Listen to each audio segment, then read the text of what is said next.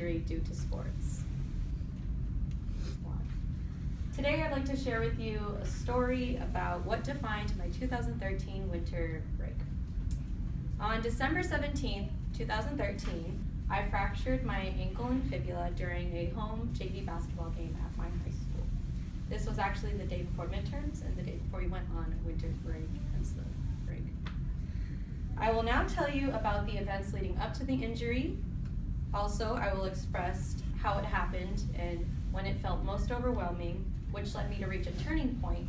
In addition, I will share how I overcame this temporary disability and have thus learned from it. Did you know that in 2013, there were approximately 359,000 sports injuries in children under the age of 19 due to basketball alone? This information was provided by Safe Kids Worldwide. Sophomore year, I was captain of the JV basketball team. As I'm sure some of you can also relate to being captain or being in that position. So the game, it was third quarter in the basketball game and I was playing point guard and I passed the ball to my friend who actually didn't catch the ball. So my defender and I both ran after it. Mind you, my defender has a lot more size than I did, and she's a little bit more aggressive.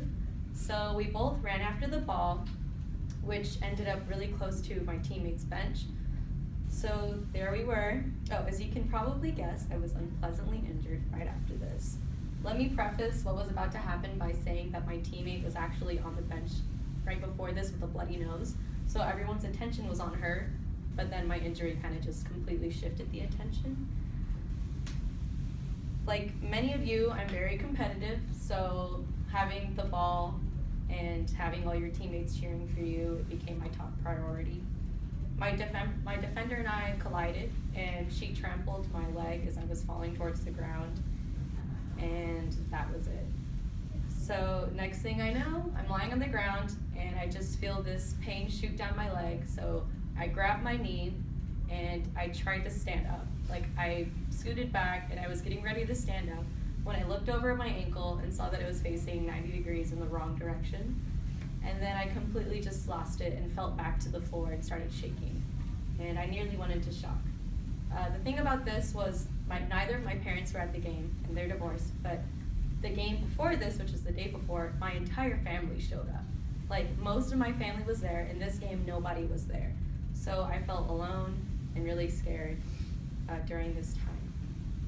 So have any of you ever experienced that feeling where something doesn't seem so bad at first, but then you see it? That's how it was when I looked at my ankle.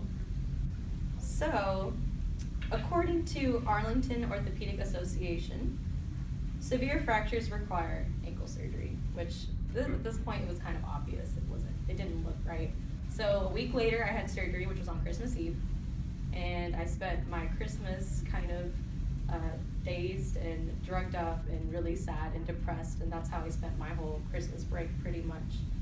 And the inability for someone who is as active as I am to not even be able to walk was extremely discouraging.